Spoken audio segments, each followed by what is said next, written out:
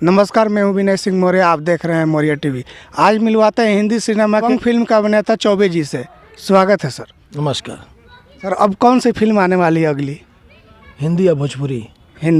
हिंदी गुमराह आने वाली है और रणनीति वेब सीरीज आने वाली है। भोजपुरी में अभी दिनेश लाल जी के साथ काम किए उसमें अम्रपाली जी हैं, जिसका नाम है मंडप। SR के म्यूज़िक जो है रोशन जी की उनकी फिल्म है, उसमें डायरेक्टर हैं आनंद सिंह। अभी एक निशांत जी की प्रोड्यूस बाय निशांत जी की पिक्चर कर रहा हूँ, विवाह 3। उसमें भी चिंटू जी हैं, अम्रपाली जी हैं, डायरेक्टर हैं रजनीश मिश्रा। और अभी एक ये फनमौजी कर रहा हूँ, इसके डायरेक्टर है बालकिशन जी। हिंदी सिनेमा में सर? हिंदी सिनेमा में बताया तो कि अभी जो 2 फिल्में, एक फिल्म एक वेब सीरीज़ किया हूँ, आने वाली उसी में फंसा हुआ था। साथ साथ भोजपुरी भी कर रहा हूँ, मराठी भी 2 किया, उत्तराखंडी किया।